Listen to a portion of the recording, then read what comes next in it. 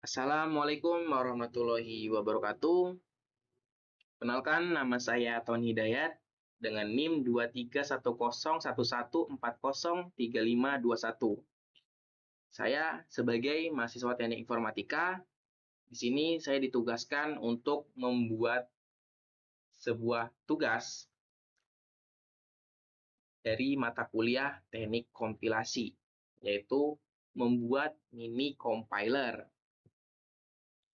Apa sih yang dimaksud dengan compiler? Nah, compiler atau pengcompile adalah sebuah program komputer yang berfungsi menerjemahkan program yang ditulis dalam bahasa pemrograman tingkat tinggi seperti contohnya bahasa C++, Java, C, Python, dan lain sebagainya itu menjadi bahasa mesin atau kode biner yang dapat dipahami dan dijalankan langsung oleh prosesor komputer.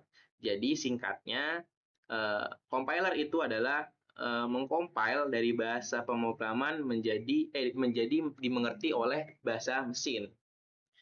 Kan? Ibaratkan menggunakan bahasa kita berbicara, tapi orang lain nggak ngerti. Nah, di sini fungsinya compiler itu dibuat yaitu supaya si mesin itu tahu bahasa kita, gitu loh. Nah, kira-kira ini kan bahasa pemrograman seperti C++, Java, dan Python. Kira-kira kalau kita buat bahasa daerah kita menjadi dimengerti oleh bahasa mesin, itu keren banget loh. Contohnya dari bahasa Jawa, bahasa Sunda, bahasa-bahasa lainnya yang ada di Indonesia dijadikan bahasa pemrograman yang dimengerti oleh si mesin. Oke, di sini saya akan membuat mini compiler menggunakan bahasa daerah saya sendiri, yaitu bahasa Jawa. Lalu, tahapan membuat mini compiler tuh gimana sih? Apa aja sih gitu loh. Nah, di sini adalah tahapan dari sebuah compiler. Tahapan dari compiler itu ada yang pertama laser, kedua parser, tiga AST, semantic analyzer, optimizer, interpreter, dan main. Ini biasanya untuk menjalankan dari si file-file ini. Lexer. Lexer itu adalah sebuah uh, file yang bisa dibilang merubah dari program menjadi bagian-bagian terkecil yang disebut dengan token. Jadi laser ini akan menghasilkan sebuah token. Nah, token ini akan turun ke parser. Nah, parser ini adalah memeriksa struktur dari token tersebut sudah sesuai aturan atau belum. Jika sudah sesuai aturan, maka dia akan membentuk sebuah AST. Ini AST ini seperti decision tree, kayak struktur pohon lah ya, struktur pohon ST, struktur pohon. Lalu jika parser itu sudah memeriksa sebuah token dan menghasilkan sebuah struktur pohon, dia akan lanjut ke semantic analyzer. Nah, kenapa di sini saya tulis satpam? Nah, fungsi dari semantic analyzer itu adalah memeriksa dari AST ini, memeriksa apakah sudah benar atau belum struktur-strukturnya. Jika dia sudah memeriksa dan ternyata di aturan parser ini tidak ditulis, dia akan otomatis error. Yaitu satpam yang mengelola aturan gitu loh.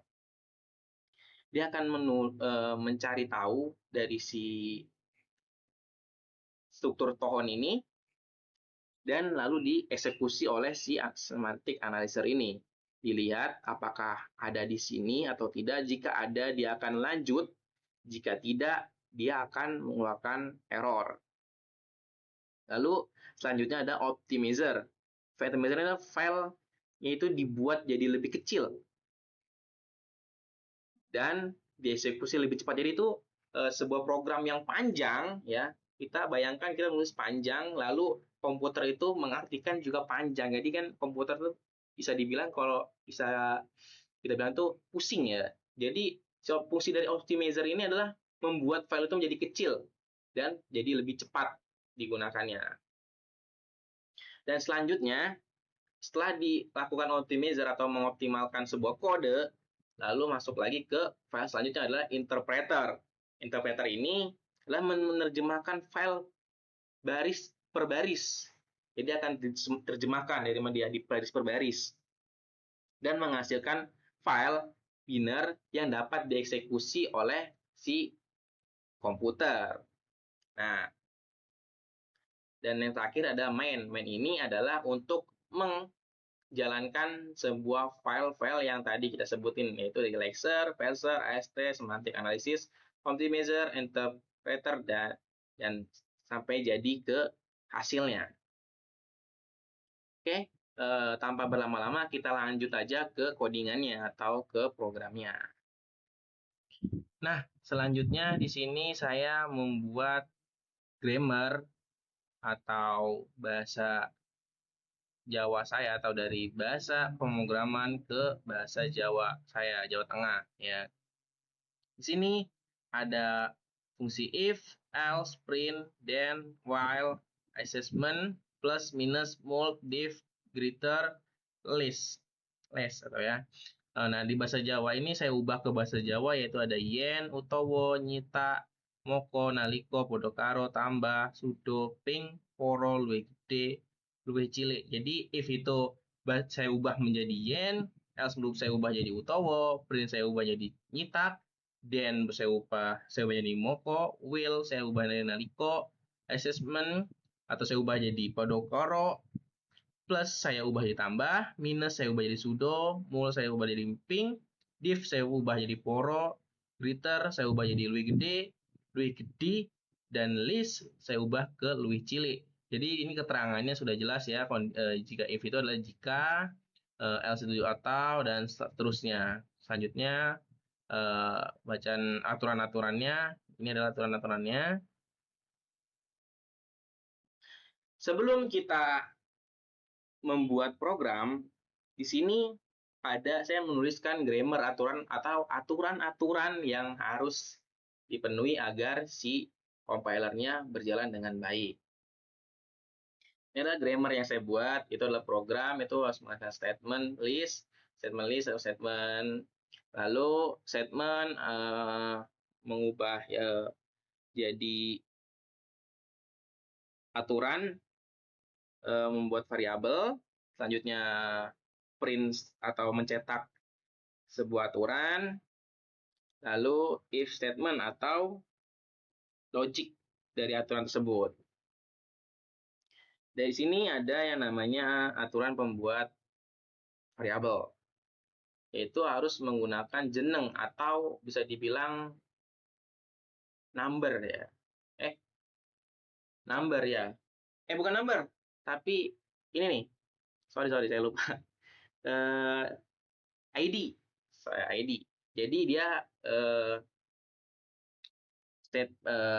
assessment ini adalah assessment ini dia membuat aturannya itu dengan menggunakan ID terlebih dahulu, lalu sama dengan podokaro itu sama dengan selanjutnya adalah ekspresi. Expression itu bisa kita tulis dengan angka dan lain sebagainya, lalu diakhiri dengan titik koma. Ini aturan yang ada di assessment ini untuk membuat variabel. Selanjutnya untuk membuat print itu kita tulis pertama nyitak, lalu masukkan ekspresinya, selanjutnya adalah titik koma. Nah, untuk membuat sebuah logic statement itu kita mempunyai aturan juga. Yang pertama adalah yen. Yen itu sama dengan kayak if. Kalau bahasa Jawanya if itu jika, if yen gitu kan. Jika lalu masukkan ekspresi, lanjutnya maka kurung kurawal buka, masukkan statement list, lalu kurung kurawal tutup. Nah, selanjutnya jika ada logic lainnya seperti else dan else if, itu kita menggunakan utawa if else, if statement, utawa kurung dan lain sebagainya sesuai dengan aturan yang ada di if statement atau logic statement ini. Selanjutnya ada expression, ini adalah untuk menghitung penjumlahan atau penghitungan lah ya. Seperti ada tambah, kurang, lebih besar, lebih kecil. Nah, selanjutnya adalah term. Term ini adalah lanjutan dari si ini. Term ini dia akan mengkalikan atau mengkali dan pembagi. Poro itu pembagi ya.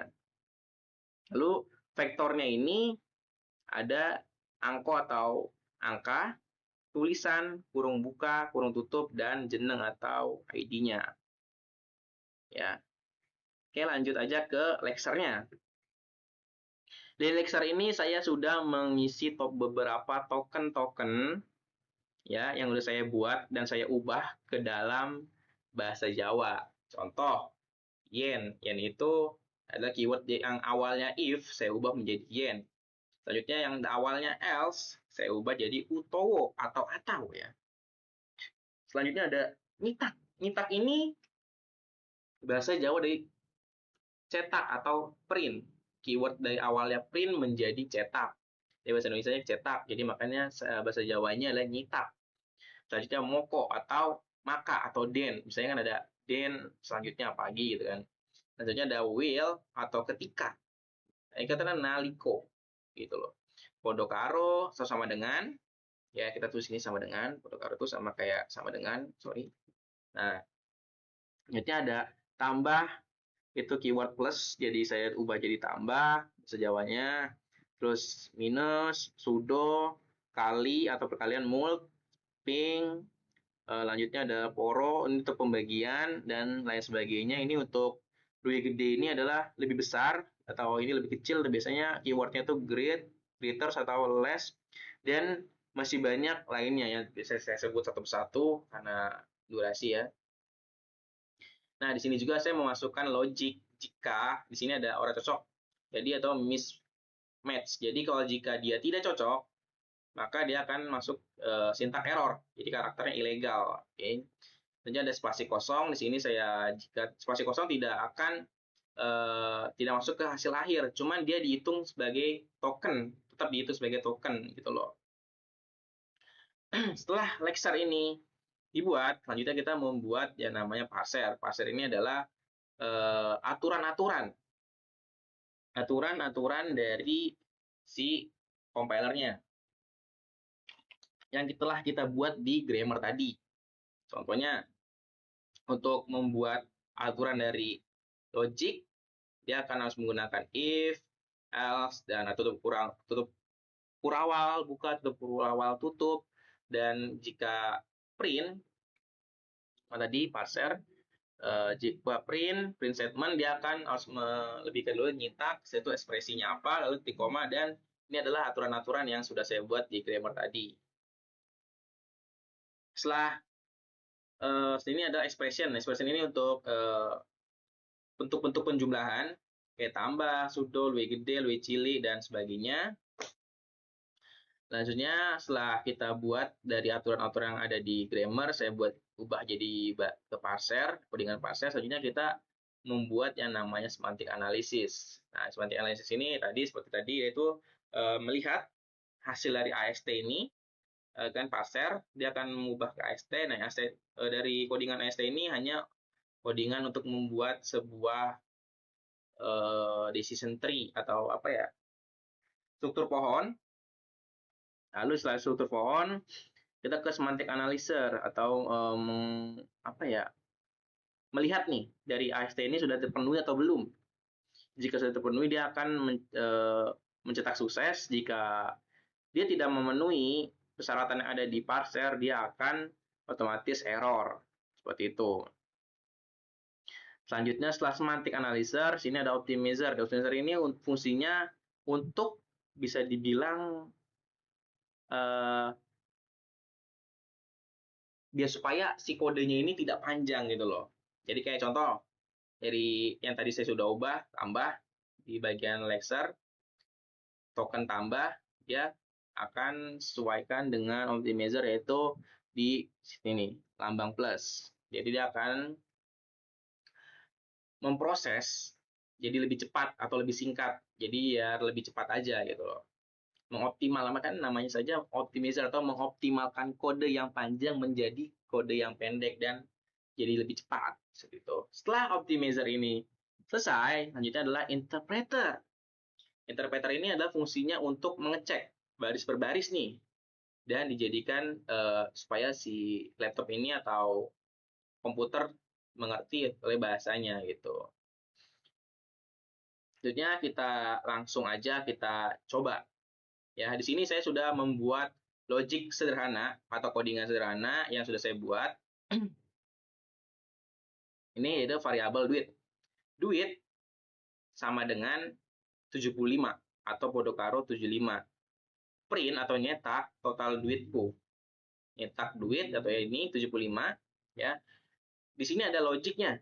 Logik in duit lebih gede 100 maka dia akan mencetak sugih atau kaya. Jadi if variabelnya duit lebih besar dari 100 maka dia akan mencetak sugih atau kaya.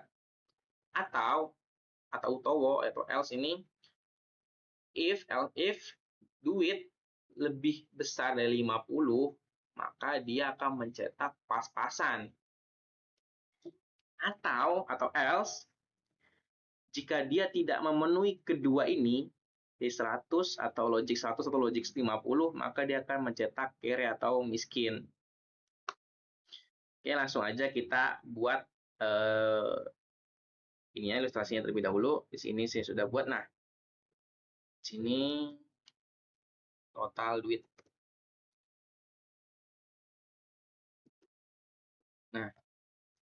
Nah, di sini dia secara otomatis si Pak si Lexer ini ya, sorry kita belum menjelaskan tentang mainnya. Nah, mainnya ini untuk menjalankan dari si Lexer ini ya tadi ya. Nah, selanjutnya kita lanjut ke sini. Nah, lalu fungsi dari Lexer ini adalah memecah program menjadi sebuah token. Contoh dari ini yang codingan saya buat tadi, duit itu berada di keberapa sih dia? Dia itu udah berada di variabel 0. Ya, di sini di 0. Lalu dia itu namanya token dengan ini ID-nya duit dan ininya 0. Kenapa kok bisa 0? Karena dia ada di awal. Duit di sini. Lalu ada Podokaro. Podokaro ini ada 5 karena dia ada di posisi kelima. Jadi ini untuk awal itu 0, 1, 2, 3, spasi kita hitung 1 jadi 4 dan ini 5 P-nya. Jadi 5. Selanjutnya itu dari Podokaro itu sama dengan. Nah, selanjutnya ada angko. Angko ini di 75. Nah, itu dari 4, 5, 6, ya sorry 5, 6, 7, 8, 9, 10, 11, 12, 13, 14, 15 di 75. 75, 15 mana? Nah, 15. Setelah token-token ini diproses atau dikeluarkan, ya saya tidak bisa nyebut satu persatu ya, jadi tinggal sesuaikan aja yang sudah saya jelaskan tadi. Dia akan mengeluarkan token sesuai dengan yang ada laser tadi. Ini token-tokennya. Selanjutnya itu ada untuk ininya nama variabelnya. Selanjutnya ada ininya, ada di urutan berapa. Satu token itu keluar, kemudian ada EOF. EOF itu untuk memberitahu bahwa ini sudah di akhir atau selesai gitu loh. EOF gitu. Nah, selanjutnya dia dari sebuah token ini dia akan membentuk sebuah parser atau AST. Parser AST ini adalah memeriksa dulu terlebih dahulu token-tokennya ini, lalu dia akan membuat sebuah struktur pohon atau decision tree. Ya, pokoknya struktur pohon ya. Jadi untuk SN variabel duit pertama, jadi urutannya terlebih dahulu kayak duit terlebih dahulu yang dihitung, lalu angkanya, selalu itu total duitnya di print, total duitnya print lagi variabel duit tadi, lalu kondisinya itu lebih besar dari 100 maka dia akan mengecek menghasilkan ngeprint sugih. Jika dia 50 maka dia akan pas-pasan. Jika tidak memenuhi keduanya maka dia akan kere. Nah, ini adalah fungsi dari semantic analyzer ini. Karena di sini kita tulis programnya dengan benar, maka dia akan nulis sukses atau valid ya. Nanti kita akan mencontohkan jika kita menulis salah. Gimana respon dari si semantic analyzer ini. Setelah dicek oleh semantic analysis, dia akan disederhanakan oleh optimizer. Saya sederhanakan, saya itu akan keluar hasilnya, hasil eksekusi atau interpreternya, itu total duitku 75 hasil pas-pasan. Nah, sini saya akan menjelaskan tentang semantic analyzer. Di sini jika ini kan aturannya kan tadi sebenarnya ya, duit untuk menulis sebuah statement, coba mana grammar. Nah, di bagian ini jeneng ID terlebih dahulu, variabel jeneng variabel sama dengan kita tulis angka lalu titik koma. Ini kan aturannya nih. Jika kita ubah aturan yang tidak sesuai dengan aturan, contoh kita masukkan string di sini. Contoh langsung kita 75.